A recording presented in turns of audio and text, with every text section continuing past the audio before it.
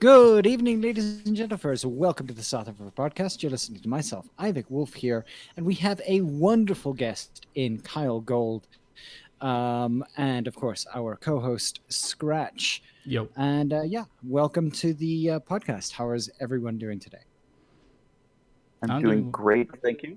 yeah, doing okay. Been a lazy Sunday.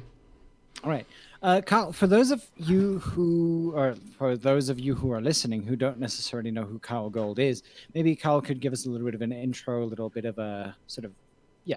I'm pretty sure that nobody would not know who you are, but for those of you who might not necessarily know, maybe we could go through a little bit of an intro with you. I don't like to assume that people know who I am, but um, man, that it's still early in the morning, and that came out a little more like sarcastically than I meant. I honestly don't like to No assume that worries. people know who I am. People come up and at conventions and will be like, "Oh, I'm really sorry. I haven't read any of your books." And I'm like, "Don't be sorry. People are busy. People have things to do. I'm just grateful that anybody wants to read them." Yeah, Anyway, hi, my name is Kyell Gold. I've been in the fandom for um, God. 28 years now, something like that. yikes. Yeah, I know, right? I've been a furry longer than many listeners probably have been alive. Um, 28. Hold on. Yeah, the carry on. I've written a bunch of books. Um, I've helped found and start and have worked with a lot of furry publishing companies and have been um, for the last four or 5 years have been involved with a furry residential writing workshop, the only one of its kind as far as we know, called RAR, appropriately. And I helped put it together and have taught at each of its four classes, and we are looking forward to the next one. It's still going strong, so very proud of that. And I have a new book coming out in December, and I always kind of have a new book coming out, but this one is special because it's a return to my most popular series about a professional American football playing tiger and Yes. his gay activist fox boyfriend. Huh. Yeah. Am I on? I am on. Yes. Oddly enough, speaking of which, I have a message here from Trace who says to thank you for signing a particular group of books, that you knew exactly who they were talking about when you heard a Green Wolf's name, apparently. Yes. But again, like it's actually kind of weird. Like when, and this is going to lead into something odd with all of the sort of books that you've written and all of the kind of like, I guess, fame that you've had. Um, what's it been like in the years that you've been a bit more, I guess, would it be something uh, would it be apropos to say that you've been a bit more quiet on social media in respect to just your persona? um, I try to I try to put enough of myself like my Twitter, all my social media is just managed by me, just to get that Mhm. out of the way. Yeah, yeah. I don't have anyone else reading tweets for me. Um, This is my social media I manager, Kevin. right. He's my brand manager actually, Oh and God. so he manages my brand across a number of verticals, and Mhm. um, Oh, this is hitting too close to home.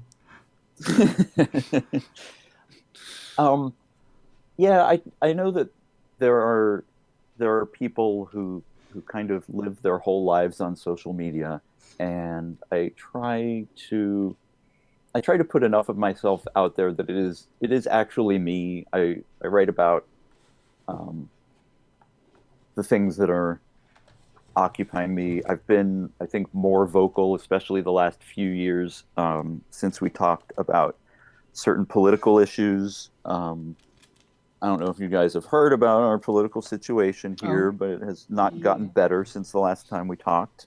Hasn't Well, it? sorry. It has gotten a little better, but it got way worse first. Yeah. Um, so I've been trying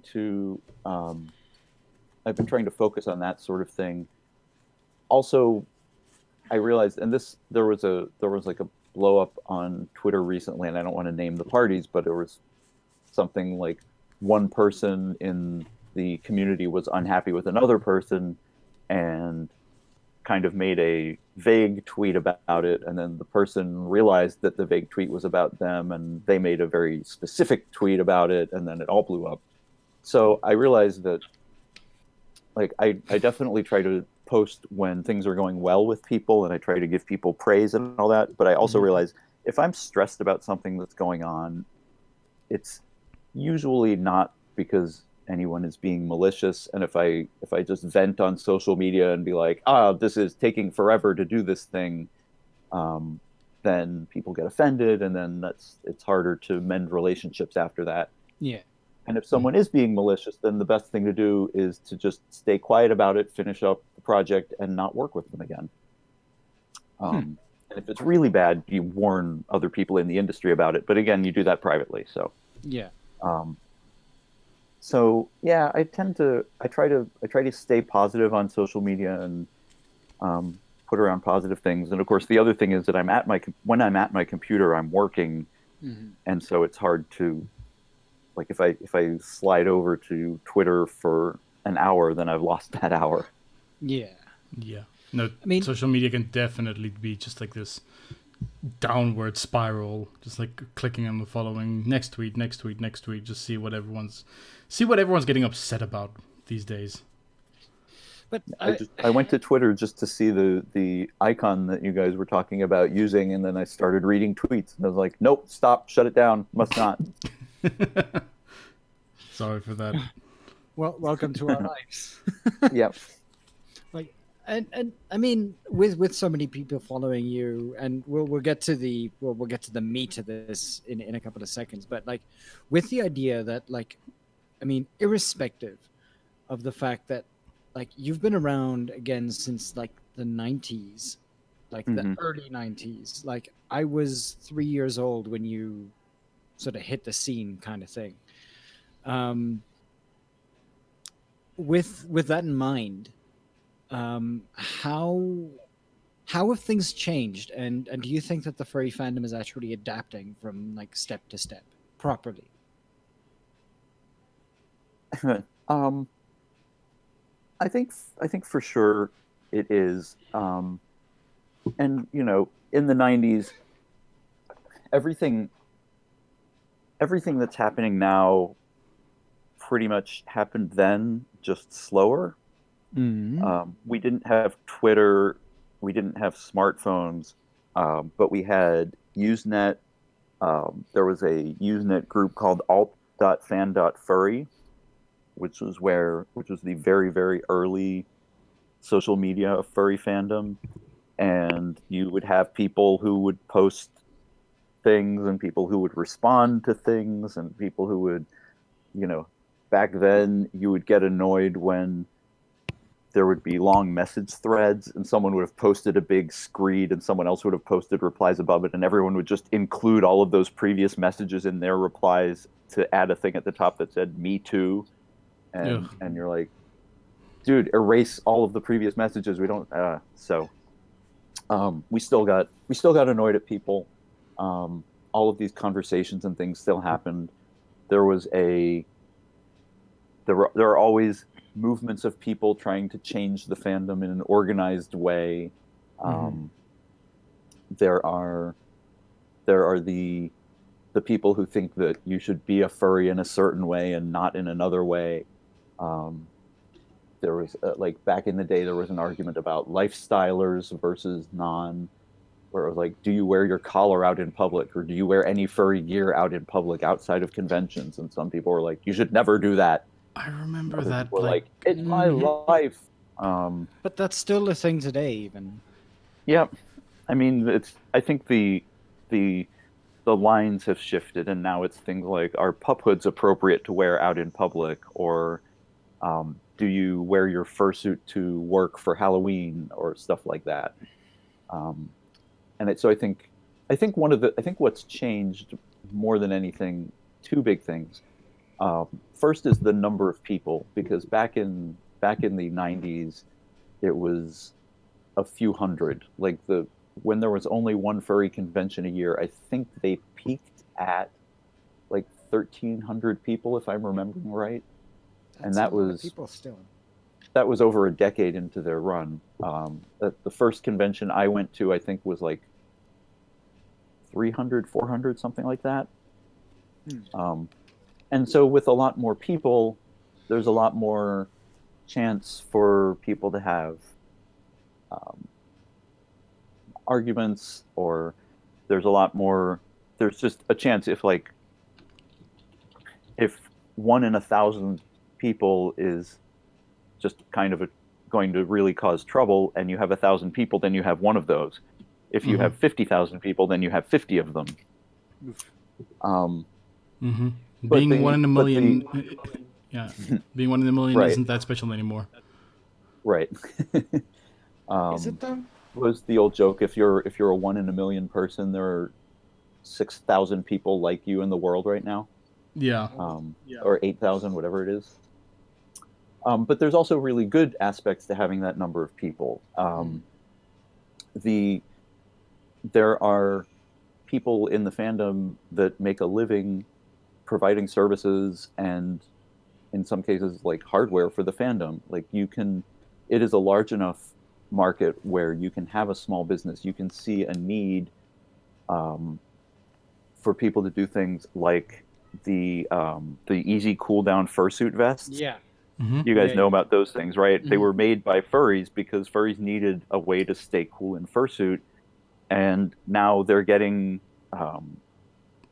interest from like militaries around the world because they're saying like, "Hey, these things are really cool," Literally. and that was something made by furries for a fandom, because there were enough people that needed a thing that we brought it into existence. Yeah. I think the other thing that's changed in a big way, sorry, I won't go on too long about it, is No, that by all means, go ahead. No, yeah, the please. view of furries from the mainstream has improved quite a bit. Back in the 90s, nobody really knew who we were, and so we were in isolation for a while, which was nice. And then people started to do articles on like, who are these weird people who dress up like animals and have sex in public places? I don't know. Humans? And yeah, and so all of the mainstream coverage initially was like, oh, look at these sexual deviants. And that has, specifically over like the last 5 years, I want to say, but maybe a little beyond that, because time keeps moving. Yeah. It's really gotten better. And we've seen a lot of people write articles about how furries are a good, safe place for kids to explore their identities. They're welcoming to parents as well. There was I think Megaplex had a parents' lounge, which was the first time I'd seen that. Ooh, that's pretty cool. I know that we intend to do that at some point. Yeah, and just people seem to feel like, oh, okay, we get who these people are. They're kind of like us, and they're into some weird stuff, but they are cool about it. And I think that's well. yeah. And one of the things that I've specifically noticed at conventions in the last year is that a lot more people whose kids are furry or are into furries feel comfortable bringing them to conventions. There have been a lot more of the like early teen or preteens even walking around conventions with parents, and the parents are like, oh, this is all great, and the parents have clearly like bought them a fursuit head or bought them a tail, or they're going around to booths and being like, oh, do you like this thing? Oh, do you like this thing? Hmm. Um, and that's like that's really cool. That's something that way back in the day I would have. I don't know if I would ever have imagined that, but it just um, it makes me happy because people view us as a viable community, and it also makes me happy because you have these parents supporting their kids in this quote unquote weird pursuit, which is there's a larger um, movement in the world and in furry fandom about like, hey, who you are is not necessarily something that other people know about, but who you are is valid, and you should be allowed to pursue who you are. And I think moving into the term valid, I guess, would probably be a very, very good idea to sort of move into your genre of writing and everything like that.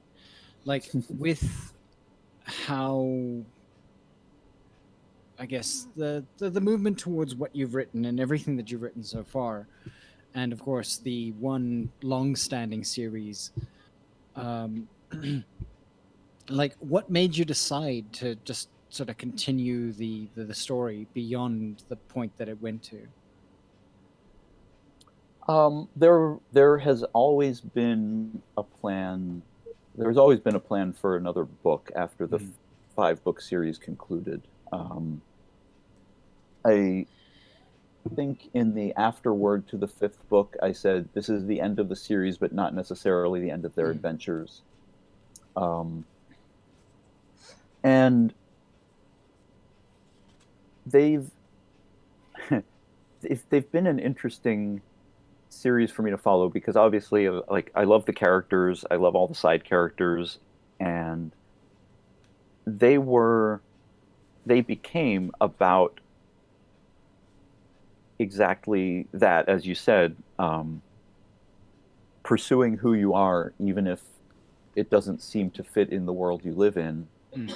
and finding a way to make that work. And that's something that I try to include as a theme in most of my books is people who are at odds with what's inside themselves versus the world they inhabit and kind of finding a way to balance that and achieve some kind of satisfaction, a personal realization Mm. um, through whatever process. Yeah. So Hmm. yeah, so they've always been around, and at the time that I started writing them, which was 2006 or seven, um, there was still it's shaped by kind of U.S. Um, I don't want to say politics, U.S. Yeah. cultural state.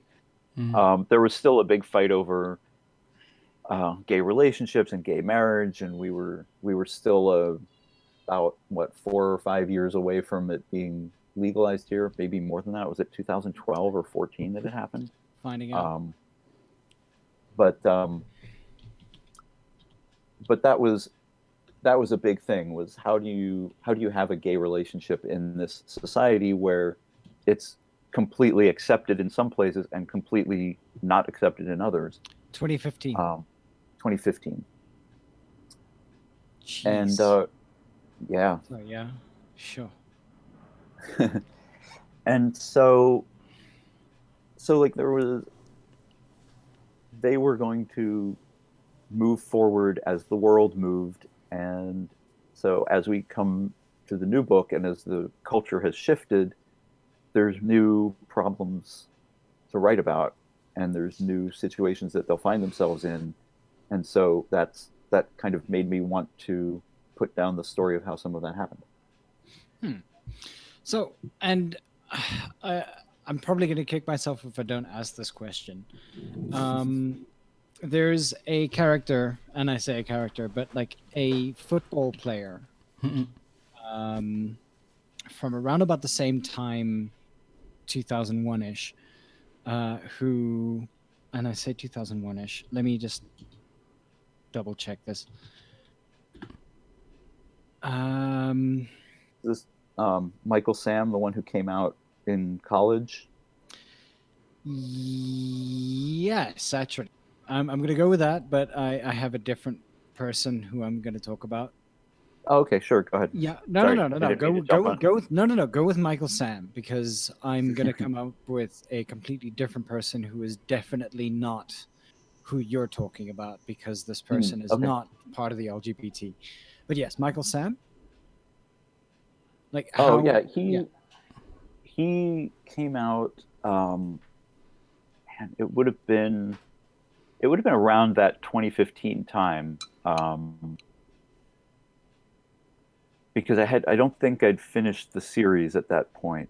I think he came out, um, and there is still a lot of debate about what. So what happened was he was a college football player. He was a very good one. He won a Defensive Player of the Year for his conference award. yeah, yeah. Um, he was drafted very late, did not make the team, I think, was picked up by another team. I think he ended up playing in Canada for a bit, but then also had some other issues, and I don't believe he played very long professionally, but I might be wrong about that because I haven't heard anything about him in a few years. Mm. There was a lot of debate over, like, people would say, well, players with his profile coming out of college often don't get drafted Yeah. because the skill set doesn't necessarily translate. And then there were people who said, well, the teams didn't give him a chance because he came out as gay. And then there were people who said, well, he made the whole thing about being gay a circus, like he was doing TV shows and stuff, and so teams didn't want that around. And so, um, I don't know. He didn't last long, but he did for a little while play professionally. Mm. Um, and I did kind of use that to see. So this book fast forwards about 8 years. By the time I finished the Out of Position series, they were still in 2009, but the book was coming out in 2016, I think, or something. Mm-hmm. So I tried to push it forward at least a little bit. But sorry, go ahead with who you were thinking of. I was honestly like, when it comes to what's the word adversity, in especially in the sporting region, like the person that I was honestly thinking about when it comes to the NFL. I mean, the only person that really comes to mind quite often when it comes to a person who is not good at doing everything they're supposed to do, but their quarterback is somebody like Tom Brady, for instance. Hmm. Um, I'm sorry that that's the question that comes up, but like is because what he came out and around about the same kind of era, 1999, drafted 2001 if I'm not mistaken. So the timelines kind of line up in some senses. Hmm. Does Tom Brady in any senses, as we're moving forward, when it comes to a player who has to face adversity every single season they come through, um, does that in any way ever sort of like factor in? Um, I'm not sure how much adversity he has to face anymore. Yeah, anymore, of Um, course. but certainly when he came out of college, he wasn't very highly regarded. Um, there's there's a little bit of that for sure, um, of wanting to prove yourself. Mm. But the way the league seems to work is, once you get that chance and you do prove yourself, people will continue to give you chances. And, Mm. like, I can't think of a specific example, but there have certainly been people who were players who were very good over, like, a 4 game stretch or even an entire season. And even if they're terrible after that, people will keep giving them jobs because, hey, they were really good this one time. Maybe they can do it again. Yeah. Um, Brady came in as a backup for an injured Secondary quarterback, even. and yeah, and won Yeah. won a Super Bowl that first year, and I don't think he's ever really been doubted since then. Yeah. I mean, like looking at homosexuality in American football, this is over Wikipedia currently. Like there's I believe what's it? They say here 6 former National Football League players have come out publicly as gay after they retired. Michael Hmm. Sam, selected by the St. Louis Rams 2014 NFL Draft, thus became the first publicly gay 2014, yeah. player. Yeah, No, I said 2014. Yeah, that's about right. yeah. Drafted in the league, but was released before the start of the regular season. Became the first publicly gay player to play in the Canadian Football League in August of 2015. And then Connor Mertens came out as bisexual in January 2014, becoming the first active college football player at any level to publicly come out as bisexual. So, I mean, even then, like when we're looking at sports, and oddly enough, like it kind of does play into where we're going to with some of the questions that we have to ask here. Like the transition from college anything, from high school anything, from club rugby or club sports, all the way to, professional national players. Like there has been very, very little representation. I mean, in South Africa, oddly enough, we have a fair amount of representation in like people like um god damn it, runners, uh Don't we have that one team from Joburg, the Pumas scratch. or something? Yes, but they're not a national team. Oh right, yeah. Her name, she runs Castasemania. Casta. Yes. Okay. But like it's something that's very, very difficult to sort of overcome, and it's one of the things, and I've personally not necessarily even said this to anybody very often. Like the way that you write books, the way that you sort of understand that idea of overcoming adversity, um how do you translate that to sports? How are you able to sort of get that idea of trying to fight that system the entire time? What was the process behind how did you get from point A to B? Um, sports is interesting because it is really a separate world in the same way that like people talk about, Hollywood is its own world and politics are its own world. Um, it's a huge community with very much its own rules, but because it's very popular, especially as social media became more prevalent, there's a lot of interest in how things work inside that community. And so if you're interested, you can read books by journalists who embedded themselves into a football team for a preseason and who report very honestly on the type of people that are there. You can read articles by players about the difficulties that they've faced. One of the things, by the way, that I don't touch in this book, but which has interested me in the past few years, is um, players coming out more and more about their mental health issues and how, like homosexuality, that's been stigmatized in professional sports. And especially something like football, where it's all about American football, but I guess any football, where it's all about being tough and you play through pain, and to say something like, I'm having a panic attack, I can't go out there, just would destroy your reputation. Mm. Just harden the fuck up and and get out there. Go kick the Yeah. ball. Yeah, exactly. And it is like the whole debate over homosexuality, kind of a very intensely focused miniature of what's going on in society as a whole. Out in the real world, we would have those same preconceptions about people that have a problem that we can't see. If someone says, hey, I broke my leg, I can't come into work today, everyone says, yeah, go get your leg fixed. But if Mm. you're saying, I'm suffering from depression, I can't come into work today, we're like, well, just don't be depressed, suck it up, come in. Um, Mm. and that's so sports as that kind of like intensely tightly focused Yeah, I understand what you mean. Like I this, guess. Yeah. yeah, this idea of the world of sport is sort of minimized and collapsed in number, but it's viewed so closely that its effect is sort of magnified again.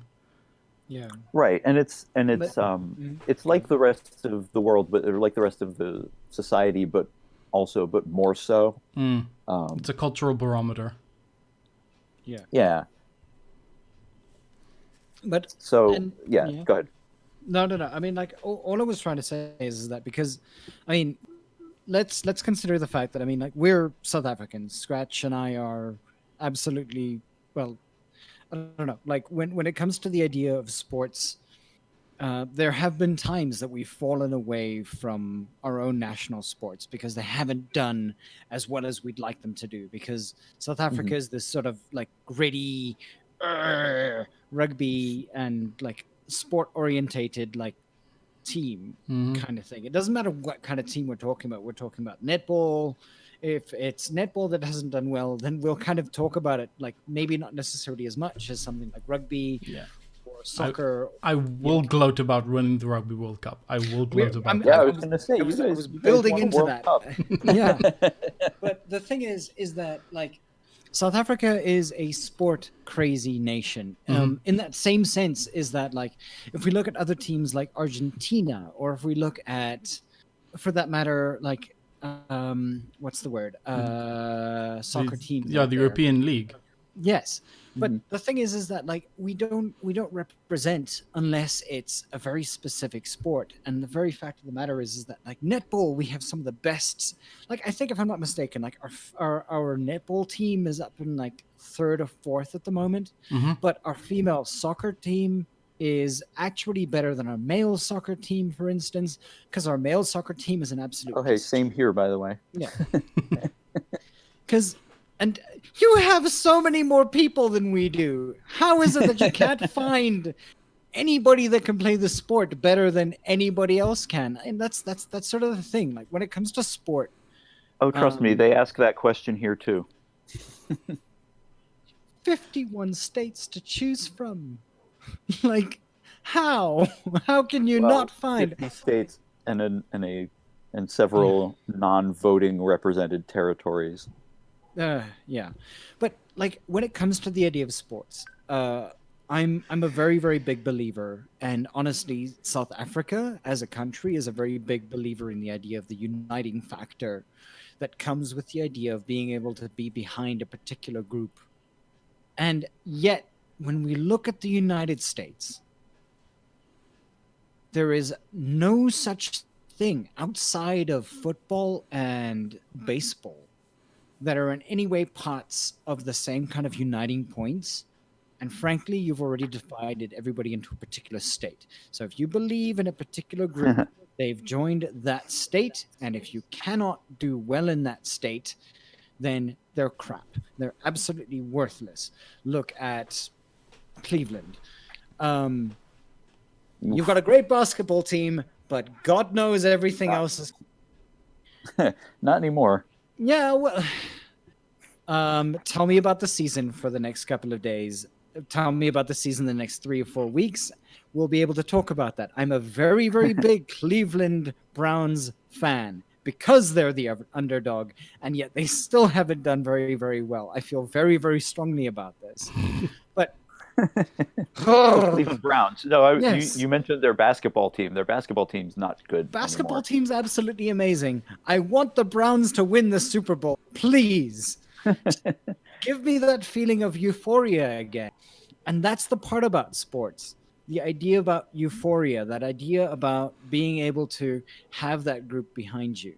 But Mhm. what you're writing about when it comes to the idea of your characters is that it's that side that you kind of attempt to sort of ignore in many senses, and that it's that part of the personal, that perspective, that any character in a sports team, national, stateside, anything like that, has to deal with that kind of pressure.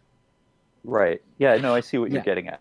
Like, as from the outside, you invest a lot of emotional energy into this team, um, and the reality is that all of the people on this team, all of these players are people, and they're dealing with the same kind of things you're dealing with. And we, um, especially with certain professional athletes, I don't know how well your rugby players are paid, but like the contract numbers that get thrown around here for baseball, basketball, and football are just they transcend the meaning of money. It's more money than you would functionally need to live, and so it just becomes numbers. It's not that, so and so wants to get a $50 million a year contract because they need $50 million to do these things they want to do. They want a $50 million a year contract because this other guy who plays at the same position got a $48 million a year contract, and they want to prove they're better by 2 million. That's Yeah. and so, but Mm. apart from that, and so we tend to think like, hey, they have more money than they could possibly use in their lives. They play a game for a living. What could possibly be stressful in their life? What could I they be grew up. going through? But the fact is that they are going through things Mhm. because they're people, and that is the way of people. Right. So I actually do have a question, and it's from Dan Leo. Not that I didn't have questions. It's just that like I love conversing about the idea of sport. But Dan Oh yeah, Leo no. asks. So I want to ask: the Dev and Lee series is a well fleshed out. Sorry, I'm going to be speaking this very slowly. Well fleshed out, great expanded series. Where did it all start? What inspired you to write the series? Going into football, especially, and expanding into the gay story. Um, wow, this is well. So I think I Mm, get this question a lot. yeah. I had the idea of the end of the first short story in the first book. Um, I think it was as I was getting out of the shower one day, and I just had this flash of like a guy coming to the door of a professional athlete, not a professional athlete, but it was in college at the time, but Mm, coming to the door of an athlete and having this confrontation because um,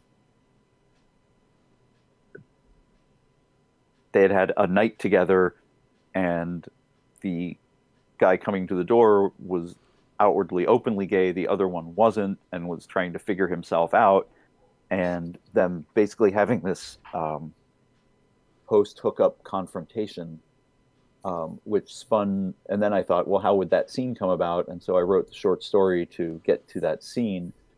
And once I had established those characters, they just kept having adventures in my head, and so I had to write them.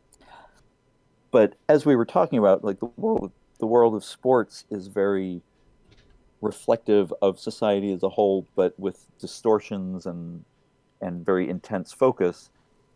And so it was a it was something that I was interested in because I would follow football players, and it was around that time I was starting to get really interested in a lot of the behind the scenes stuff that you would see, that you would get players writing about their experiences from a very personal standpoint, which was not something that we had a lot of. mm, Previously you had to count on going to like sports publications and seeing a reporter's long form article, and there were great ones of those, but quite they were still one step removed from the actual players. So I was starting to see more into this world, and was thinking about how sports is really one of the last, maybe the last frontier for acceptance of gay people. hmm And like we're still not there, you know. Whatever, 15 years, 14, 13 years after I started writing it, um, we still don't have an openly gay professional football player here. We don't have. We had an openly gay professional basketball player for like a season because he was right near the end of his career. Um, we here in the Northern California area have an openly gay president of basketball operations for our basketball club. Like he went to the Pride Parade in San Francisco holding the trophy after they won it that whichever year that was, the first one, I think 2014, 2015. And so there's like it's moving forward, but still very slowly. Terrifyingly slowly. Yeah. So I thought, if there was anywhere that we're going to write about the extremes in attitude towards gay people and being open, it would be between a professional sports environment and a gay activist character. Yeah. And I mean that makes it very, very difficult to write because again, as it stands with a large amount of representation in many of the sports areas, I think the best place that you would probably be able to find representation would actually be in something as stereotypical as, you know, female football, female rugby, uh, arenas, because the stigma lasts. The stigma puts it out there, and yet for men, it's that entire idea of can't let them know, can't let them see. Right. Goodness knows, it's fucking what is it? Frozen all over again. Mm. I was about to say, don't break into song, please. I still have flashbacks about working on those games. But yeah, Yeah, and parenthetically, the one professional league in the United States that is way, way ahead of all the other ones is the WNBA, the Women's Basketball Yeah. League, where there are openly gay players, there are openly gay players in relationships, and they're just far ahead of all the other leagues. Mm. And the women's soccer team also, one of was it Megan Rapinoe was the one who is out. I think a couple of them are out, but yeah. Yeah. Definitely for women, it's a different view. Mm. So Badge is asking, hi Cal. A lot of the development between Dev and Lee is very real, on the point kind of development, including the fight and the struggles. How do you bring those very real, very heart touching, personal touches to them? Their growth is organic, it's very real, very close to the home as to what people experience. How do you do that? I mean, I could tell you, but then I would have to kill all of you.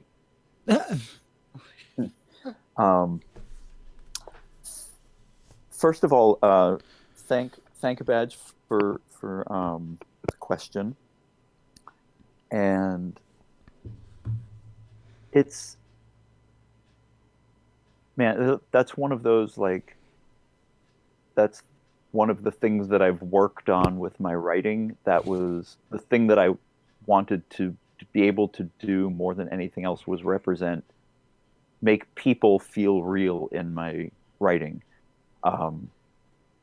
And I have, there are writers who focus on plot, who will write you the most amazing, complicated plot that all just flows and comes together and has all these little twists and turns. And there are people who will build amazing worlds, and they're so fully realized that you just want to go live in them. But for me, and I love both of those things, but for me, character was always where I wanted to focus my energy, my priorities first.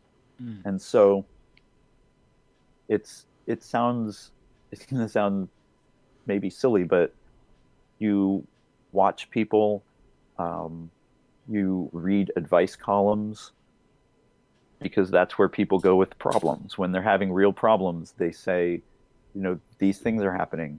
I've heard, I used to listen to Dan Savage's podcast where he would read letters from people. Um, I've heard or seen letters written to advice columns that I don't think I could write in a fiction book because people would say they were unrealistic. But they were Truth is actually stranger happening than to people. fiction. Yeah. Yeah. And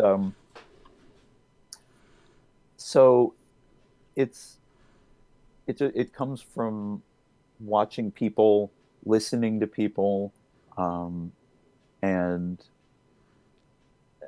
trying to figure out what they would do. And so, all of it is kind of me at the heart of it. Like, what would I do if I were pushed to this situation? What would I do if I were pushed to this situation? What would I do if I were a little more impulsive? If I were a little less, if I didn't think as much about everything, or if I thought too much about things that I said, or what if I'd been brought up in this environment, or what if I'd been brought up in this environment, or and so on and so forth. And you kind of go through and say, what makes sense for this character to do at this time, and then you just write it. Yeah. But I very much appreciate the framing of the question that it feels real, because that's, as I said, that's what I strive for. So it's very nice to hear someone say that it worked. Yeah. I mean, it's difficult though. Like, it's honestly, when it comes to conversation, when it comes to any kind of position that you've taken so far, any kind of sort of real life way of looking at things, you kind of sort of, in at least in my opinion, as well as I think many of your readers' opinions, you tend to hit that nail on the head, which is a lot more than I think anyone else has ever done. I mean, we're looking at Thank you. I appreciate that. yeah, series that have come out animated, for instance, in things like Steven Universe, who for some reason just hasn't been able to, irrespective of the orientation of the writers themselves, have not been able to even step up and go, hey, this is okay, and this is how it's supposed to be. And yet, like, it points to the idea that the furry fandom, maybe I'm going to give us a little bit too much credit here, but the furry fandom has always, in many senses, accepted its position, accepted where it wants to be, and accepted how it's going to get there. And it couldn't have done that without books like Out of Position. Couldn't have done that without things that you have produced.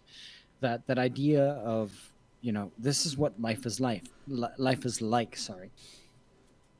And I mean, like, I know that you pulled out of very many award ceremonies and that, and this idea of sort of being at that forefront. And I know that there are many writers who are literally going, hey, this is our time. We must do this thing to be able to get that kind of like accolade. And I love that. I love the idea that was sort of your push for that. Because I remember we spoke about this the previous time.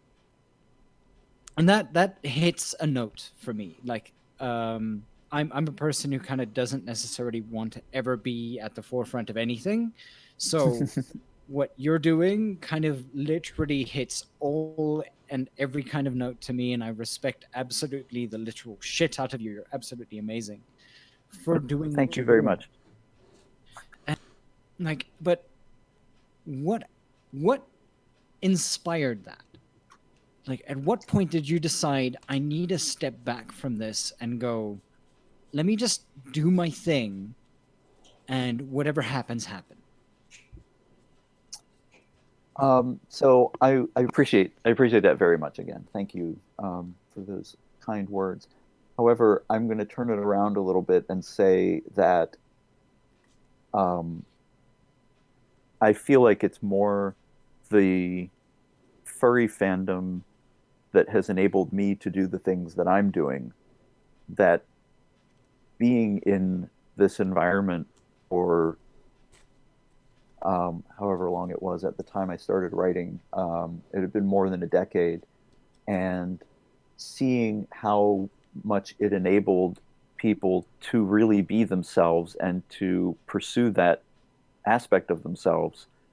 Um, the the first time I ever heard about a trans person having gender, what is it, gender, whatever, something Reassignment, surgery, realignment. gender realignment surgery, yeah, um, was in the furry fandom in the mid '90s.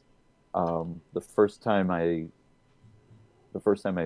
met a trans person was in the furry fandom, and it wasn't, and it took me a while because it wasn't a big deal. Nobody was like, "Hey, there's this person, this is this thing about them," and that was unheard of in the mainstream at the time. I mean, people, it's not unheard. People knew about trans trans people, but it was very much a like, oh, there's a very few people who are like this, and it was still the punchline of jokes, much like gay people were, um, and and yet the furry fandom was a place where everyone could be whoever they wanted to be, and so when I started thinking more seriously about writing, I mean, I wanted to write with furry characters, but I wanted to write in that environment, and the fandom let me have the belief that I could write these books and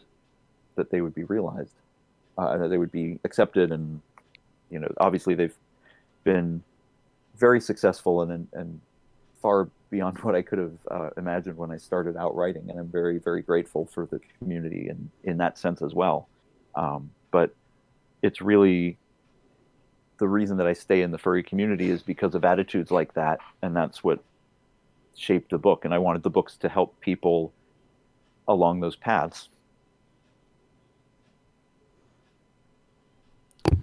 That's great. Sorry, I distracted. There's like a this point, but so Badge again says that you did fantastically. He read characters where they are written to be disliked. Here, though, it's especially in the Out of Position series, we are left to form our own opinions in respect to that. Was that a active decision? Yeah, I think there are very few characters in my books that are. Um, I mean, I'll back up a little bit. I think that one of the things that makes for an effective villain in a book is that they have to be someone that you can relate to at least a little bit. That you can say, um, "Man, this person is doing things the wrong way," but I get why they're doing it. They're just taking it to an extreme, or they're doing it um, just the wrong way. They're just going about it all wrong. Mm. Um, if it's the kind of villain who is just I'm mean to these characters for no reason, then Yeah. they become almost more like a force of nature. It's like you're trying to escape a tornado or something, and there's there's nothing that you can reason with there. There's no interesting conflicts. Yeah. So Those Saturday morning um, cartoon Captain Planet yeah, villain kind of yeah, kind of exactly. antagonists. So I try to make all of the characters at least um, have some kind of reasoning behind the way that they act. And if you and some people still say, that's not acceptable. That's still not acceptable. I don't care. And that's fine. And you make your decision. And some people say like, oh man, they went through some hard stuff, and that's why they are that way. It's something where I want to make them fleshed out enough characters that you can feel like they're real, and then maybe you feel some kind of sympathy for the way they are, or maybe you just focus on what they did and say, that's your judgment. No, but that's definitely definitely a good way to write. Like it in your characters, it definitely feels like none of them are one dimensional. Like you can agree with someone on principle, but not on their actions, like you said. Like it's a fantastic way to write, and it definitely shows in your work. One of the things that I'm kind of proud of with the new book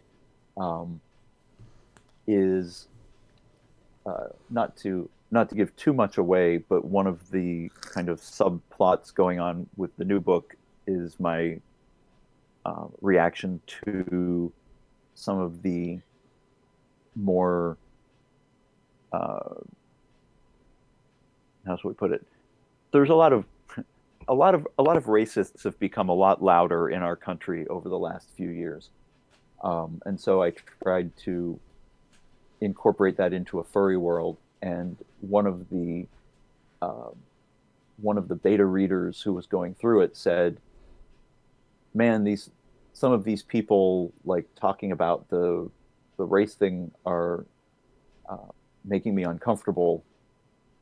And so I was like, "Oh no, did I do it wrong? What was the problem?" And they were like, "No, it's just that they are so close. Like they're exactly like the people that I hear talking around me that make me really uncomfortable in real life."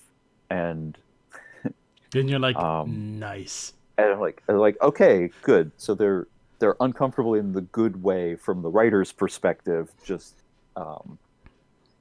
not, not someone that you want to spend a lot of time with necessarily, or be related to, or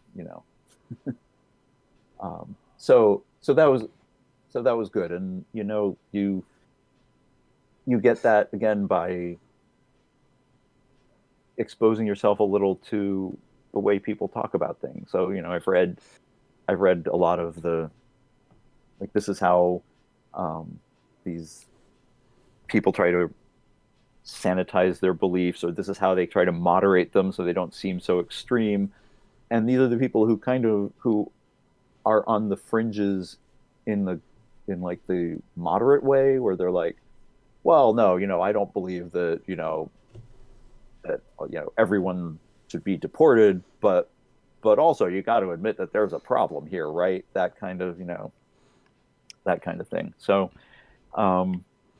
yeah, it was very nice to hear that that I'd gotten that right, because that's one case where I'm not channeling myself, or if I am, I'm looking way back on before I got informed about a lot of things, like back in early college days when we would all sit around and think we had the solutions to all the problems because we didn't know anything, so the problems seemed a lot simpler.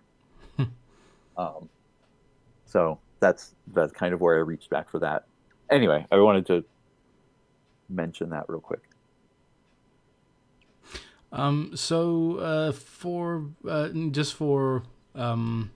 sort of putting it in our diaries, when is the new book slated for launch, and what is the title? The title is Titles, okay. Plural. Sorry. Which it's a very fitting title for the book, but also I do confess it amused me to call a book Titles.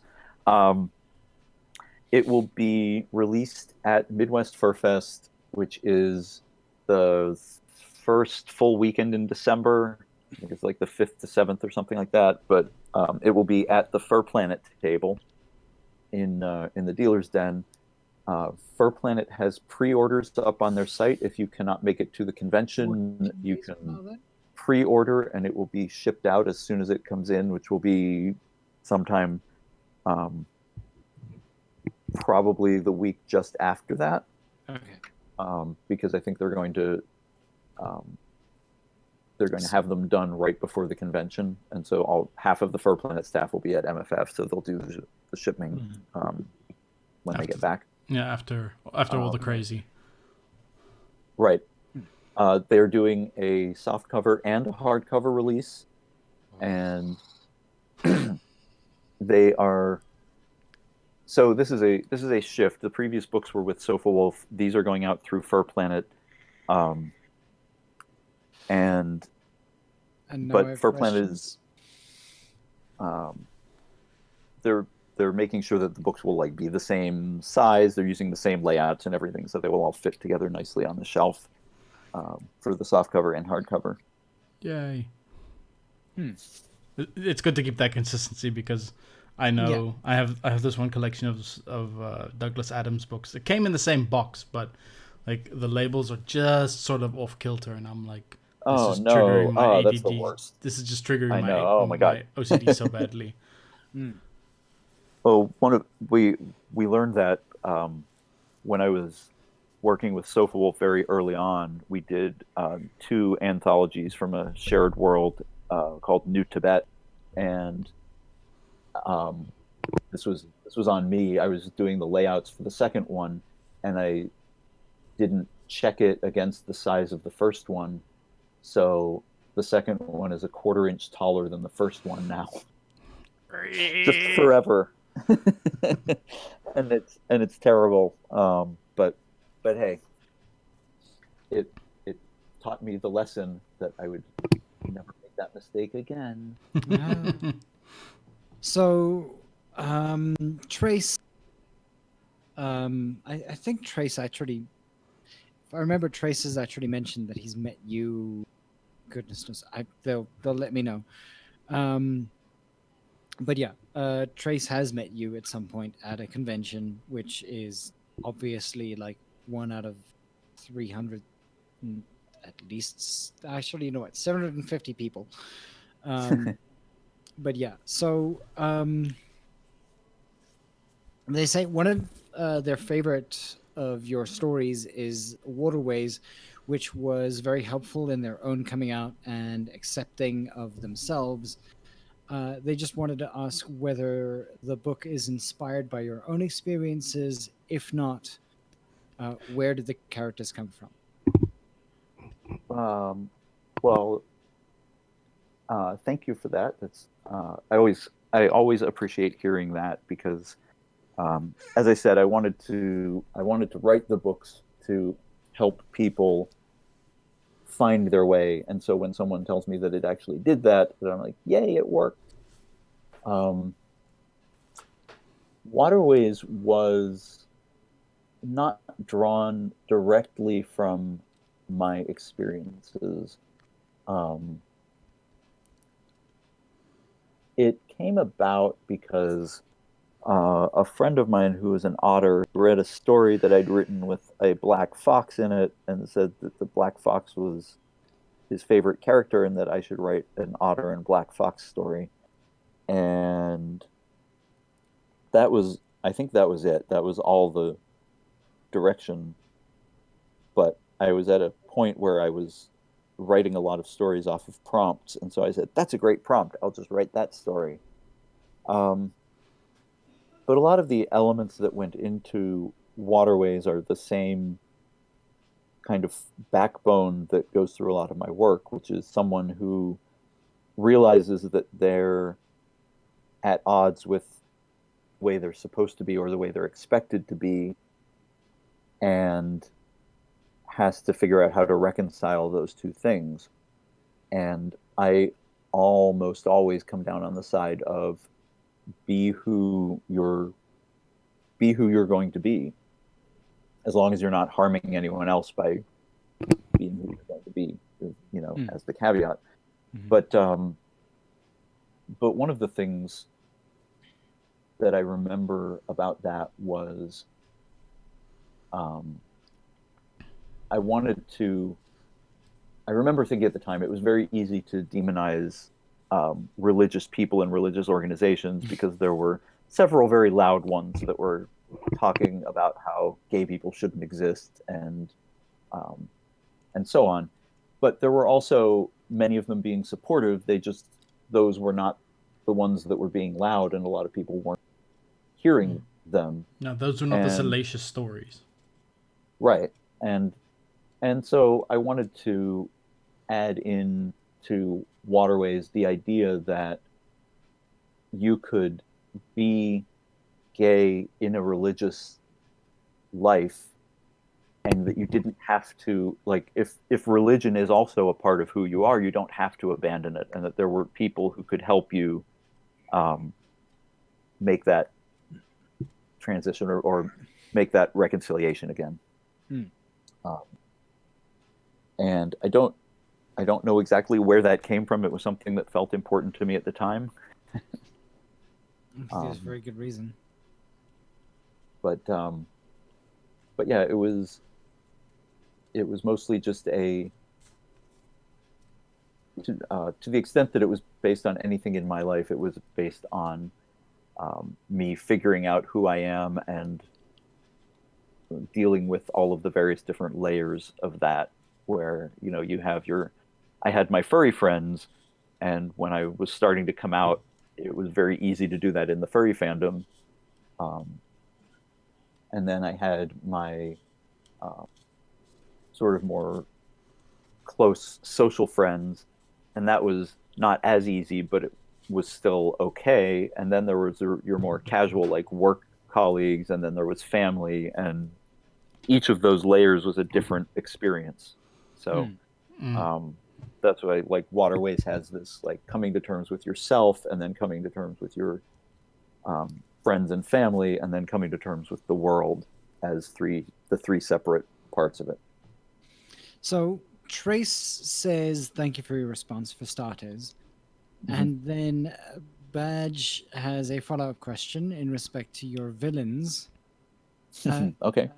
do you intentionally write Lee to be disliked for a lot of what he does, or is that just them? um, there are for sure people who blame all of the problems that Dev and Lee have on Fox.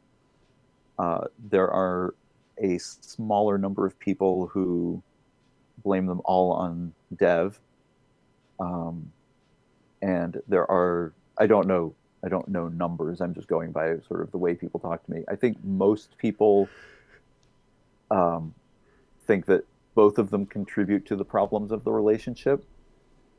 I wrote them to be very passionate people, and the fact that they are passionate for each other complicates all of their other passions. And so that comes out in various ways. Um, if you, I don't quite know what it means if you blame everything on Lee versus if you blame everything on Dev versus if neither. But I do think I do think that it's interesting, and it's certainly a valid interpretation. Yeah. And I mean, like when you're saying it like that, as a writer, I'm gonna ask this particular question: how connected are you with either of your characters? Um, I mean, I'm a fox, so I'm more connected with Lee probably. Um, Lee is both um, me as maybe I wish I could be in certain areas. Like I feel like I should be more loud about standing up for people, but also then Lee shows me the um, problems that come with that, um, and is much more hot-headed than I am. Mm. Um, Dev is also I'm also kind of connected to him in the, like, he's like, I just want to keep my head down and do my job. I don't want to have to, like, worry about all the rest of this stuff. Like, the job is what's important, and I get that. Like that's how I feel about my writing a lot of the time. Very football. I just want to keep my head down and get these stories written because I have so many stories that I want to write. And um, so yeah, I mean, they're both, I feel, I feel very connected to both of them. Um, the connection comes out in slightly different ways in the new book. One of the themes for Lee is something that I've been going through, which is like, man, my like gay activism is still necessary. Like I still Yeah. get letters from people Yeah. who are like, who say I can't talk to my parents about being gay, but it's getting less and less. And the kind of forefront of activism has moved on to other more marginalized groups. You should visit And South Africa sometime. yes, well, that's true. Hmm. In again, as I said, this is all through the lens of the United States and where we are right now. Um, I would love to visit South Africa sometime actually, We would love to have you. but but yeah. So one of the things that Lee is kind of struggling with in this book relates to um, relates to things that I've thought in insofar as where do I put my activism now, or have I am I missing it? Like, has it moved on into a different direction? Um, and Am I'm I out of trying to touch? keep up. Yeah, exactly. Am I trying to keep up with these like non-binary, gender queer, gender fluid? Like all of this stuff is, uh, I'm very supportive, but it was something that hadn't been on my radar as of whatever 5 or 10 years ago, and so um, as an example, and I've had over the last few years, I've had a couple of my closest friends who I've um, known for forever since college come out as trans, and so it's been really interesting. Um, not participating, but witnessing those journeys, I guess, from a very close personal standpoint, and thinking about, how do you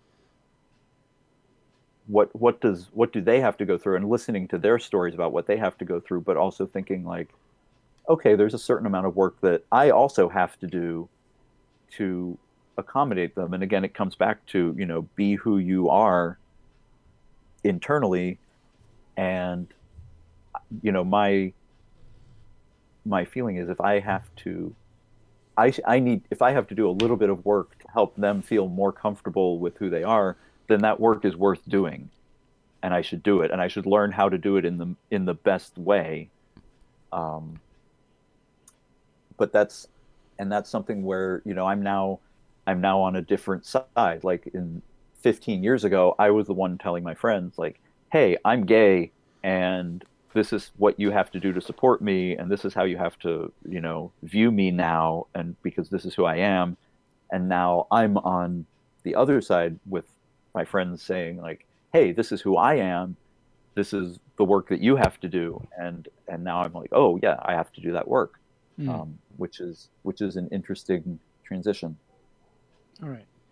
So Sylvester Chan asks, one of my favorite series of yours is the Dangerous Spirits trilogy, Hmm. and I really enjoyed the supernatural elements to it. Are you planning on writing any more books with supernatural elements? Uh, Thank you for first of all. I also really love that series. Um, I am actually it's it's semi supernatural, I guess. On my Patreon right now, I'm coming to the close of a story called Unfinished Business, which is based on a story that was published in Heat a few years ago by the same name, um, which is a modern day world with werewolves and vampires and other sort of mythical creatures as part of society. Um, and the main character is a private investigator who has a werewolf ex-boyfriend, and this story is about a job that takes him back into connection with his ex and forces him to re-examine the reasons that they broke up and all of the things that went on while people are shooting at him and trying to kill him. So there's a little bit of that supernatural. It's not the full-on dangerous spirits one, but yeah, that camouflage also had a little bit of supernatural elements to it. So it seems to be something that I can't stay away from. I really enjoy it, and so I will definitely be coming back to it. Awesome, that's great to hear. I mean, it's always nice to sort of like that. I don't want to call it urban fantasy, but that's always a nice genre to play around in. Mm-hmm. Yeah, I like the world a lot. I have ideas for other things, and I was hoping to have the like Private Eye have more adventures in that world as we explore different mythical creatures and so on. So we will see how that goes. Maybe after the first book is out. Mm-hmm. So I'm trying to find this. Give me a second. Question from chat? No, actually not. I have a question that I need to have some sort of context with, and I'm not able to find it currently. So what I'm going to be doing is that Badge is asking or saying they don't doubt for a moment that goodness, he cares deeply for Dev. I think drama fuels him, and he isn't having some altercation. Wait, if he isn't having some altercations, he isn't feeling the love and attention he feels they deserve. I think certainly he is someone who tends to push people and won't take kind of like middle ground peacemaking compromises necessarily. So there's definitely some truth to that. It makes him an interesting character to write because you want to write about conflict. So if it was just a couple of people who met and had a happy relationship, that's not a very interesting book. Mm-hmm. And what's that old adage? It's like, is this the most interesting part of someone's story or someone's life? If so, why are you not showing us that? Right, exactly. Which is why there's 8 years go by between the end of the previous series and the beginning of the new book, because a couple interesting things happened, but this is the really interesting one. Badge's response is, "Fight me." So, I mean, let's sort of delve a little bit deeper into this. I mean, again, the Out of Position series has been going on for a lot. I don't know. Maybe I'm gonna say it like this, but don't quote me on it. But it's been going on a lot longer than I think we expected it to go. Yeah, for sure. Why do you think that it went that far?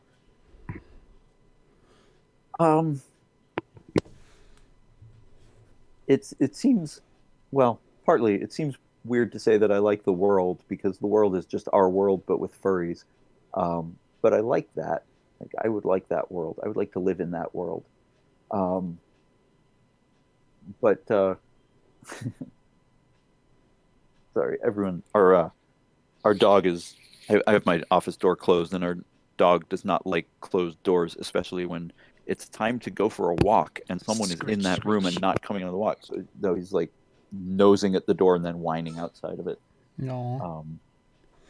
Yeah. It's all right. We won't keep you for too much longer.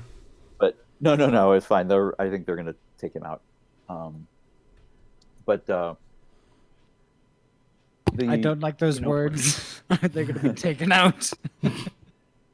Taking him out for a nice walk.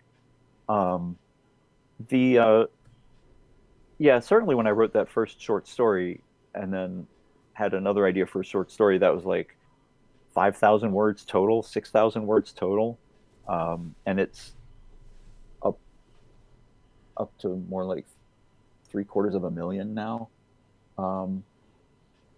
There's something about the characters and the push and pull of the relationship um, that appeals to me. Also, the fact that I'm writing about issues that really concern uh, and are important to me um, is one of the reasons it's gone on for so long. Um,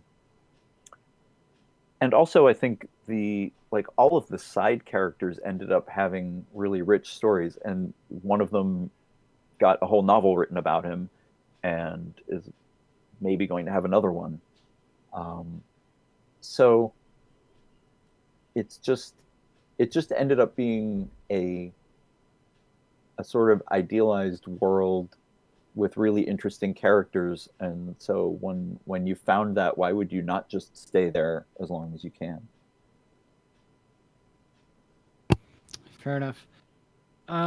There is a question.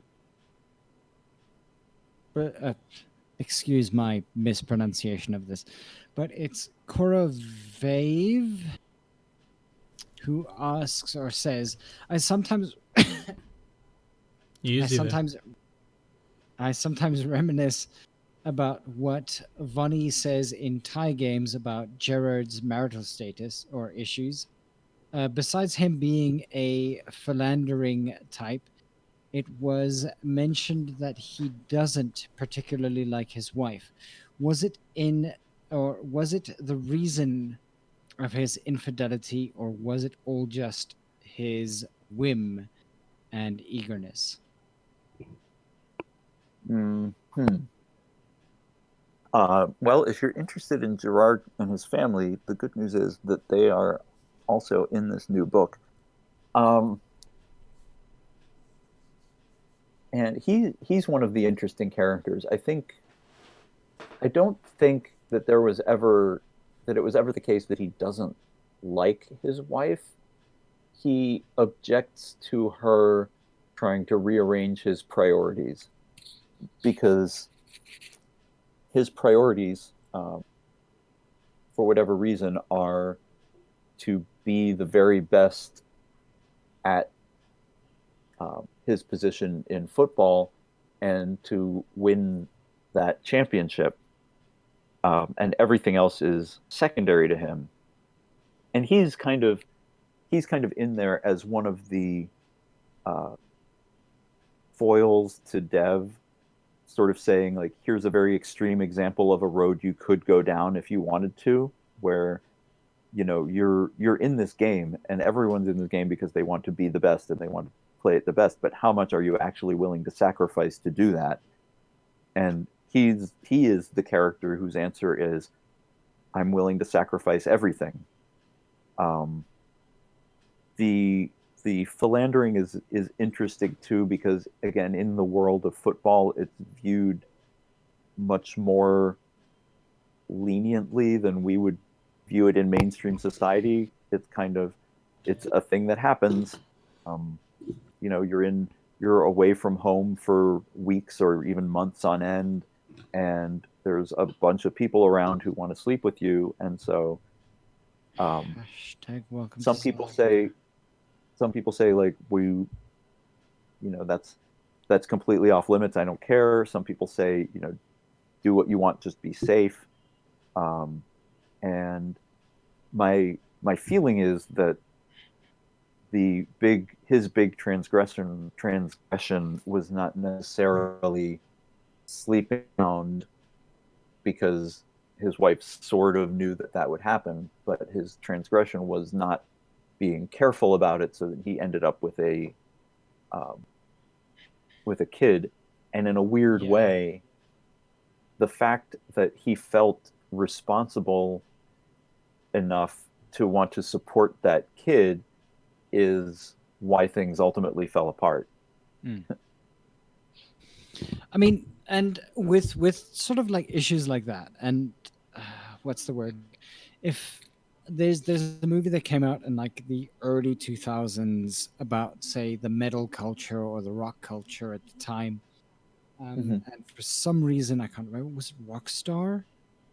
That kind of mentioned in that same sense this kind of like, I'm out here, I'm a rock star, this shit is gonna happen, just be there for me in some senses.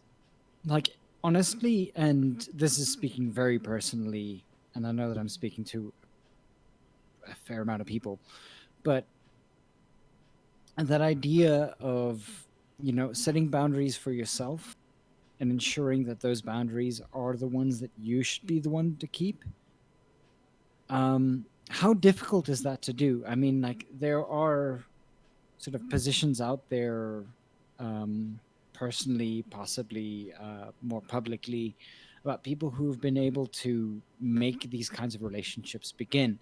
Are Mm-hmm. are those the kinds of relationships that you think that we should be moving towards in the future? um,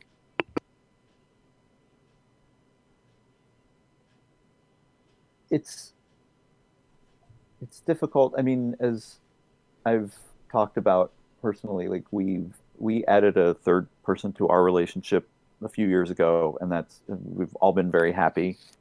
So that's something, again, the furry fandom was the first place where I had encountered poly relationships, and so it was something that made me think it was possible.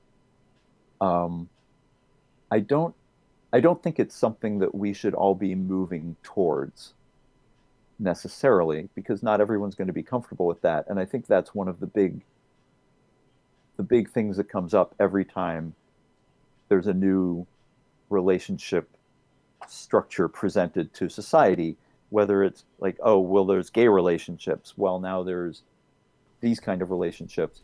A lot of people seem to freak out and say, well, does this mean we all have to have these kinds of relationships? And no, of course not.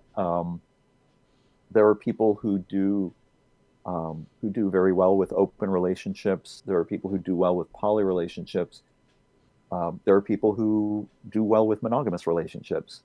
And I think what's important is not necessarily thinking that any of these is better than any other, um, but that all of them are possible, and that you part of the part of the negotiation of finding a partner. Negotiation makes it sound terrible. Um, Part of the process, part of the joy of finding a partner and finding someone that you can share your life with, is aligning the kinds of relationships that you are willing to have. A lot of relationships fall apart because the people had different ideas about the kind of relationships or about the structure of the relationship that they were going into. I think certainly with and I've read accounts from wives of professional athletes who say, "Oh, I know he does stuff on the road, and like our agreement is he doesn't do it. He stays safe, he uses protection, he doesn't do anything when we're at home. Like he doesn't take time away from me when we have the time available, and that relationship works." Other people say, "Absolutely no fooling around with other people. That's important to me." And if that's the kind of thing you want, then that's the kind of thing that'll work for you. Hmm. But um, I think acknowledging that whatever, and maybe you and whoever you up with, speaking to anyone who's listening to this now, maybe maybe you guys will come up with some completely different kind of relationship structure that none of us have thought of yet. And if it's acceptable to everyone in the relationship, then great, do it. Do whatever you guys are all happy with. And, again, from our part, the work that we have to do is acknowledge that, you can't look down on someone if, um, you're my friend, but you're sleeping around on your husband, or you're sleeping around on your wife. Like, what? But they know about it and they're cool with it. Yeah, but still, that offends me as a person who doesn't like open That's not their relationships. choice. Like, yeah, you have to kind of put that aside and say, fine, if you don't want that kind of relationship, don't have that kind of relationship. But nobody else gets to tell you what kind of relationship you're going to have, and you also can't tell other people that. So Mm-hmm. I think that's what's important, is understanding the possibilities and accepting that as long as everyone in a relationship is in agreement and is fully informed about what's happening, then that's cool. It's their business. Do you feel that that would be the future of what relationships should be? um, Man, I hope so. But I also, like, society goes in cycles also. Like, we'll have cycles where everyone's um, people are experimental and they're cool with things, and then we'll have a backlash and everyone will get very conservative. And um, so I don't know. I would like to hope that we're moving towards um, a a world where people can live the way that they want to live. Again, as long as they're not harming other people by doing Mm. it. And Absolutely. um, Yeah. you always have to add that rider in. And Mm. I think that, like, as terrible as Twitter is and can be, I think things like social media are helping that by allowing us to have exposure to more people's experiences when you get that in a positive sense, um, rather than the part of social media that allows people to anonymously send death threats and stuff. Yeah. But I mean, even in that perspective, and I mean, and this might actually sort of lead into a secondary question, but with the characters that you've put out there, with the people that you have envisioned within your stories, within your world, like, do you believe that they should be allowed to just be at the end of the day? Um, yeah, I mean, I try to write the world. Someone said this a while ago, like, write the future or invent the future that you want to see. Um, and so I try to write situations where people can get to those places, and um, where, if this relationship it works for everyone involved, then great. That's Yeah. that's the way it is. As long as everyone's on the same page, like you said, and as long as everyone sort of consents to the boundaries and understands the sort of the ramifications, Mm. and it all stays above board, then that's just a bunch of consenting adults in an agreement. Yeah. Like, there's Yeah. no problem there. In all Yeah. honesty, I Right. mean, the '70s experimented with free love and all that jazz. It's Yes. just coming back in the cycle. Yeah, for I mean, sure. it's look, oddly enough, it's taken us an hour and a half to get to where we are currently, and it honestly kind of shows the kind of impact that, like, the things that you write actually have. Um, we spent a large amount of time speaking about things that are tangentially connected to what you're currently writing. And for people who are going to be able to listen all the way to the end of this podcast, talk us through what it is that your book is about. Uh, so the um, in a broad sense, it's it's about sort of re-examining where you are. Um, the characters are in their early 30s now, and that's a point where a lot of people sort of sit back and take stock. For Lee, as I said, his question is, um, have I have I like do I need to rebalance my priorities? Is my activism as important as it should be? Um, and is it focused in the right places? Um, Dev is dealing with his football career and the amount of energy that he's going to continue to put towards that. Um, early 30s is when football players start thinking about retirement. Um, but Dev um, is also facing a little bit of like, am I focusing my energy in the right places? Uh, from a from a sort of more plot driven sense, it takes place during the playoffs. Um, Dev is uh, Dev is preparing for a big game. Lee is dealing with a job opportunity and a uh, family member who's going through a transition. Um, Dev, as a Siberian tiger, is dealing with a little bit of that racism movement. The way that I portrayed that as a in a furry world is that the group of people are called nativists, and they believe that, according to historical record, certain species evolved in certain areas, and you should just stay in those areas where you traditionally came from. And so Dev, as a tiger in North America, is one of the targets. It is it is kind of a ridiculous premise, but also it's based on kind of a ridiculous movement, so I felt like it fit. Um, and and yeah, so the two of them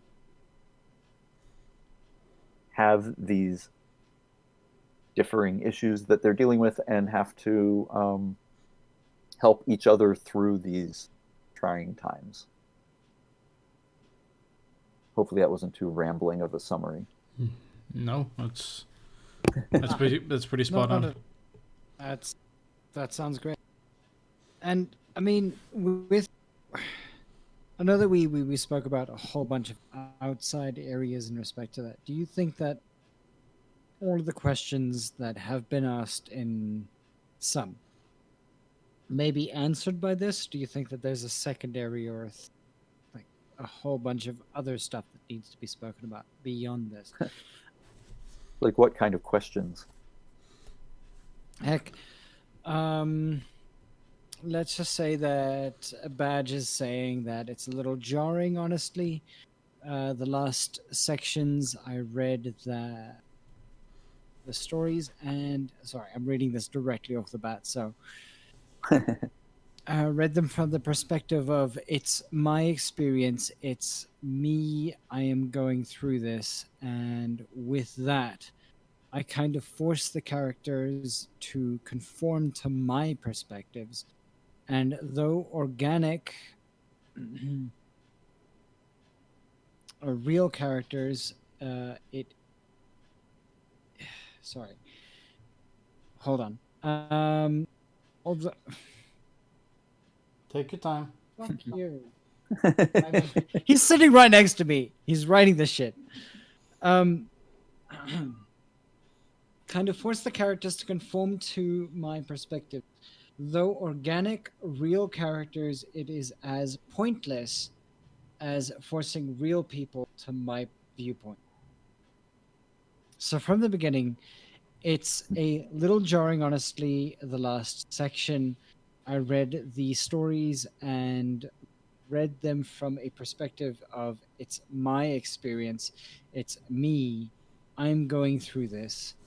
And with that, I am kind of forced, or I kind of forced the characters to conform to me and my perspectives. through organic real characters, or sorry, the real organic characters is as pointless. What the hell am I saying? Please tell me you get this.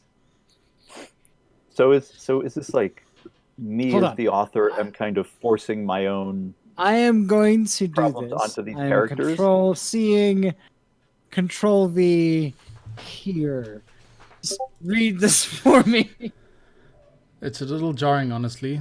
This last section. I read the stories and Fuck read them from all the of perspective you. of it's my experience. It's me. I am going through this, and with that, I kind of force the characters to conform to my perspectives. Though organic real characters is as pointless as forcing real people to my viewpoints. Through organic real characters, yeah. It's sentence is a little bit like structure needs work. See me after class. The way that I see this is when they were reading it, they were mapping the experiences in the stories to experiences they had had, and so they were sort of pushing their own,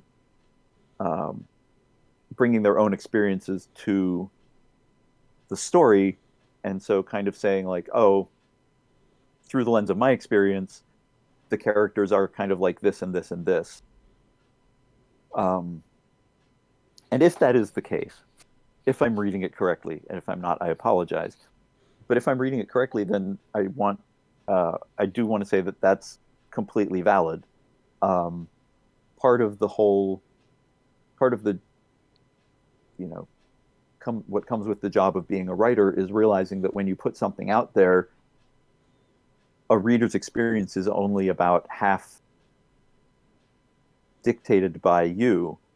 Half of it comes from their own experiences and their own background. They read things into your stories and they relate it to things that they understand in their lives, and that is how they get the whole experience out of your story. And so that's why, like, Sounds right. I'm not saying, I don't want to say anything. I don't say anything about people who say, "Oh, Lee is responsible for all the problems. Dev is responsible for all the problems." It's whichever view you have is shaped by your experiences, and that is a completely valid read on the books. I'm very glad that people with so many different viewpoints can all appreciate the books and have an opinion on them in that way. I'm gonna put it like this. When I started reading your books back in, goodness, it wasn't about high school. Scratch and I actually started reading the books around about that time as well. The way that you express things, the way that you sort of put that into perspective at that time, and the fact that you've been able to evolve since then has been something that has, in very many senses, brought me to emotional positions that I don't want to deal with. I never want to deal with issues the way that you put your characters into. I hope you don't have to. Let's not talk about that. But like the thing is that your characters have that kind of real effect. And I think I've asked this to you in private before, like how often have you dealt with the same issues that your characters deal with?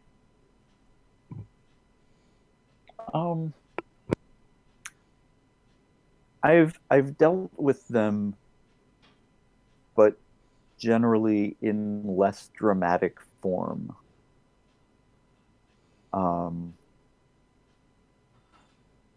Probably,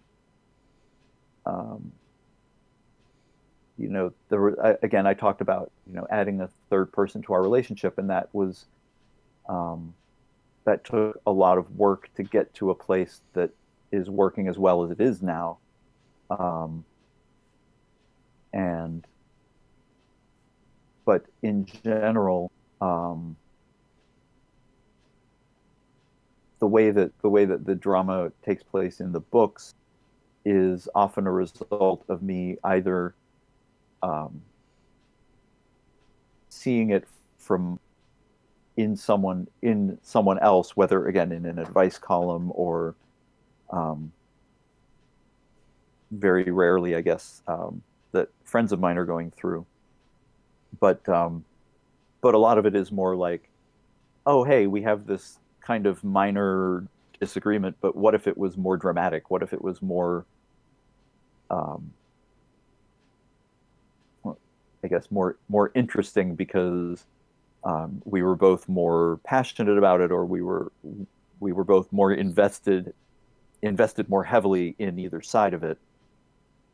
Um, and so you kind of work the conflict around, because the conflicts in books all have to be exaggerated. They have to be um, very high stakes, especially when you talk about something like waterways, for instance.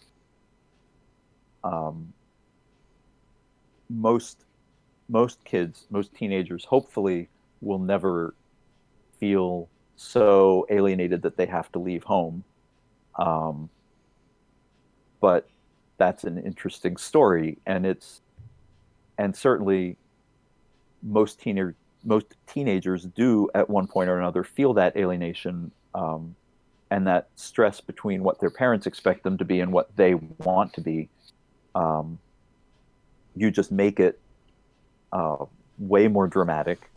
You raise the stakes, and then you can give people a sense of the conflict, while also, as you said, hopefully they never have to experience it quite that dramatically. But um, but you sort of bring that conflict and those views out as strongly as possible, um, and then to hopefully help people relate to them. Yeah, that's good. Yeah. That's a good way of putting it. Yeah, like I'm pretty sure that at least at this point in your career, you absolutely understand the kind of impact you've had on people who have been following your novels, your stories, your short stories, anything like that throughout the past decades. And not to say that you're old, but it's been a while. It has um been a while. it has been a while. The thing is that again, like let's if we put this into perspective, if we're talking about the late 90s, I was I was 20 then. No, not even fucking 10. 10 in the late 90s. 1988, that was when I was born. Oh my So gosh. 1998 is sort of at what I would consider to be the beginning of your career. Um, that's that's Maybe. I mean, definitely something. Yeah, yeah, my first novel came out in 2005, but I was writing short stories around 1991. Yeah, 99, 2000, 2001 ish. yeah. But I mean, even then, like, um, as I'm what I'm in my early 30s now. There's a whole bunch of people in their early 30s now. A whole bunch of people who are beginning to deal with issues that you have written about for at least a decade before a large amount of us began to start thinking about those kinds of second steps. Like at the age of 25, that would be the age that I would begin to start thinking, hey, I need to start considering the idea of a future. I need to consider the idea of where I want to be. And you wrote these characters in that kind of way where when you were at that age, maybe a bit earlier or anything like that, but like, how did you think the future from where you wrote these novels from would have evolved from? How did you think that that would have evolved to? Well, it's funny. I wrote at the beginning as a forward to Waterways. I wrote that I hope that this book sees a future where it is uh, a quaint reminder of the way we used to be prejudiced against gay people and gay relationships. We're not quite there yet, but there's a lot of future left. Um, I hope that they will um, at least that the underlying theme of being true to yourself will resonate even if we're in a world where it's completely 100% normal uh, to have a gay relationship, and people will view the books through the lenses of, oh yeah, remember, back in the late 20th century, um, people knew about it and it was sort of accepted, but not really, and so there was all this going on. But this maps to today, where people want to do this thing and other people don't accept that. Um, so I hope that kind of the uh,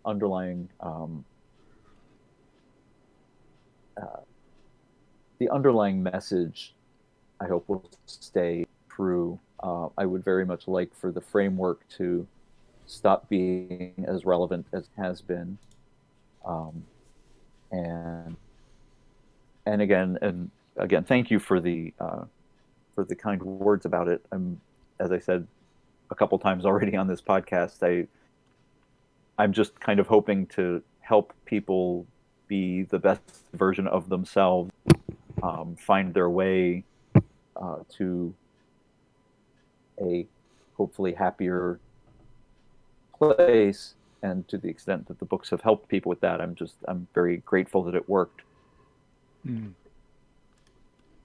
I mean, yeah, from irrespective of whether it's an adult book or anything like that, I'm absolutely hoping that the people who find it to be helpful. I know that from my side, at least from conversations that I've had with Scratch, Mm-hmm. who's been very, very quiet. Um, the two of us used to actually converse very often about like the content that you'd put out at the time. It was short stories and whatnot. Either I would, in fact, you know what? I wasn't even the leader. Scratch was more the person who would send me links towards things, especially the shorter stories and things like that, and the beginnings of Out of Position. And Well, thank you. They're easier to read, the short stories. They take less time. it didn't matter. It didn't matter whether they were easy.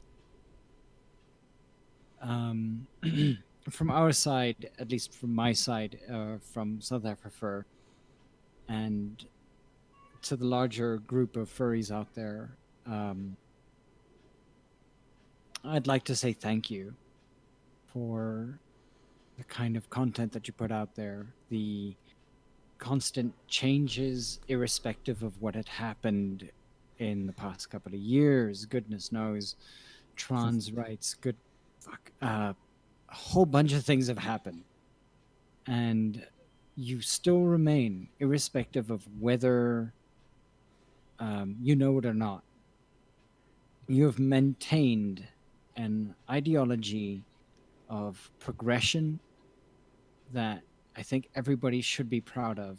That the furry fandom, with you in many senses, at that kind of bruntish way, have been able to sort of just push a little bit further every single time.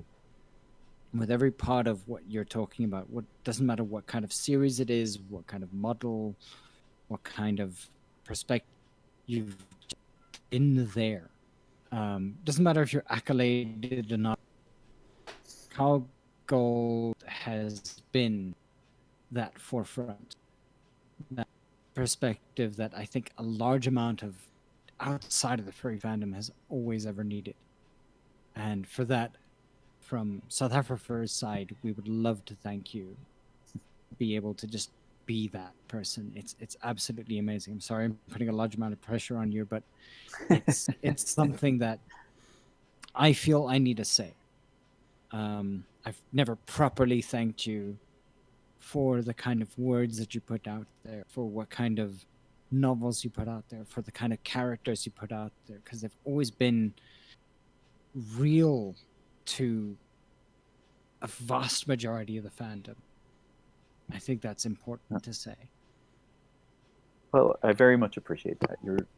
You're certainly very welcome, and thank you for all of the kind words. I feel again like I should thank the furry fandom and the furry community for being the exact right people to foster this kind of message of progressivity and compassion. Really, that's one of the things that's kept me in the fandom all these years, and certainly has influenced all the books. So, you know, everyone who's a part of it, who is following those kinds of principles and behaviors, you guys all helped me write this kind of book, and I'm very pleased to be part of this fantastic community. It's just fun. Again, you know, I one of the things that I love about going to conventions is seeing people, and everybody's just so positive, that there are some, you know, very few exceptions, but for the most part, all you hear is people going around going, "Oh my God, that art's fantastic. Oh, that first is great. Oh my God, you look wonderful. This is, you know, you're so cool. This is so neat. This is so fun." Everyone is doing cool things, and that extends to most aspects of life. If someone people feel safe coming out and saying, "I'm this kind of person, and I believe, you know, I feel these kinds of things, and I want to live this sort of life." And overwhelmingly, the responses are all, you know, "Great, do what you need to do. That sounds fantastic." And sometimes when people come out with that, other people are like, "Oh my God, me too. I didn't know there were other people like that," which is also kind of the foundation of the furry fandom. Like our motto could be, "I didn't know there were other people into that." But it's just, and I think it's because we were, I don't know, it's way too long to continue to go into here, but you know, because we start from a foundation of, hey, we're into something a little bit off kilter and from mainstream society, and the very first thing people do is invent an idealized identity for themselves to experience the fandom through. That just makes us super open to the idea of, hey, someone wants to be something a little different than what they are. Cool. You know, I've changed my species 6 times since I've been in the fandom. That's not me. I have changed my species once, a long time ago. Same. I just kept coming back to being a fox. So that is me. But yeah, people are like, yeah, it's great. It's a great community. I'm very, very pleased and proud to be part of it, and I plan to keep writing books. So, final question, and it kind of Okay. bases around all of the information that you just sort of put out there.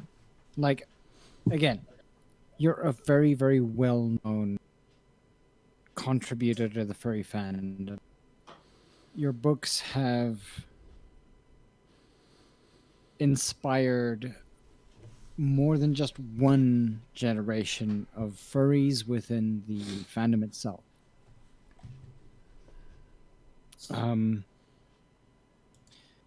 How? Wow, when you start talking about generations, that's Yeah. Look, I oh mean, no, I am old. Oh my God. at the very best, there are 20 years worth of furries who have been influenced either negatively or positively by the things that you have done. That's 2 generations if we really have to just think about it in that kind of way. 4 if you have to think about it in 5 years. Okay. Like, Anyway, what is sorry, the go next? What is the next step? The next step.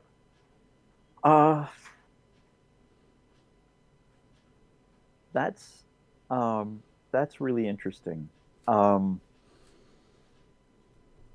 One of the things, so I mentioned at the beginning, one of the things that I've been very, very proud to work on is our writing workshop. We take in 5 to 6 writers for a week, and we all they all live in a house together. We live somewhere nearby but separate, and then um, they write stories and critique, and we guide them through critiques, and we give them kind of instructor lessons, and they basically spend a week intensively learning writing with a specific focus towards furries and furry writing. And we're like the next step is really enabling people to write their own stories and um, getting more furry writing out there, growing the furry writing community. Um, it is great. Again, thank you for all of the very kind words that you've said. Um, but at the same time, I'm just one person with one perspective, and the community has so many more perspectives in it, and we're really starting to see, especially over the last 5 to 10 years, a lot of growth. I would say 5 years, maybe, a lot of growth in the community, and a lot of people um, doing some really, really fantastic work. I edited 2 anthologies that are also coming out at Midwest Fur Fest. So it's been a very busy year.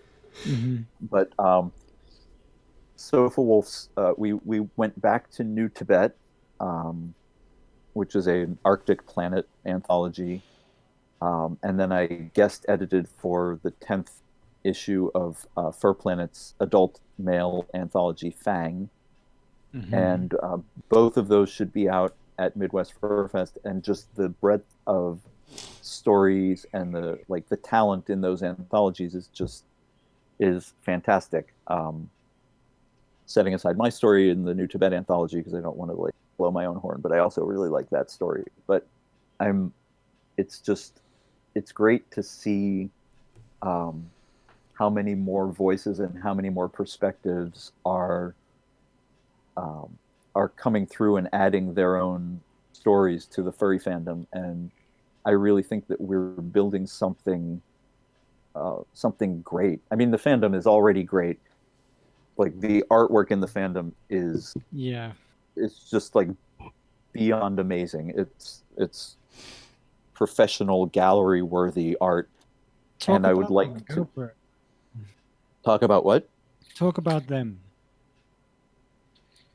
I mean, Sorry, yeah. Cover about artists. which? Let's go with them. Oh, artists. Mm-hmm. Yeah, anytime I go out, sorry, I just want to say I see the writing community going in that same direction. Like we're building some really cool stuff. Anytime I take my books outside of the furry fandom, like science fiction and fantasy, um, everyone is so jealous of the artwork. Uh, it's it's a lot. It's honestly a lot of fun. Like, yeah, our community is pretty cool. We have some pretty fantastic artists there. The artwork for the new book is being done by two good friends of mine. Ammon Omega is a cartoonist and illustrator, and he did the layouts and character design. Rukus is, of course, one of the more well-known artists in the fandom, and also Rukus. a good writer in her own right. She's Yes. written a lot of great stuff, and I really like her books as well. Mhm. And so she did the finishing for the illustrations and added the color to the cover. And between the two of them, they just they did a fantastic job. Rukus had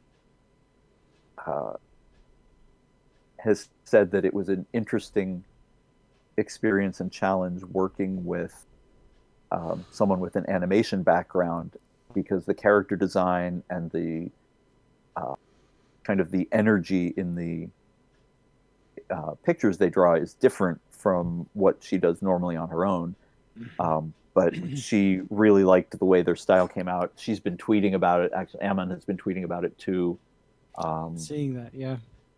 I think I know her. What's her Twitter? Her Twitter is Rukus Croax, or is it just Rukus? Croax. It should be Croax. Rukus Croax, Croax. Yeah.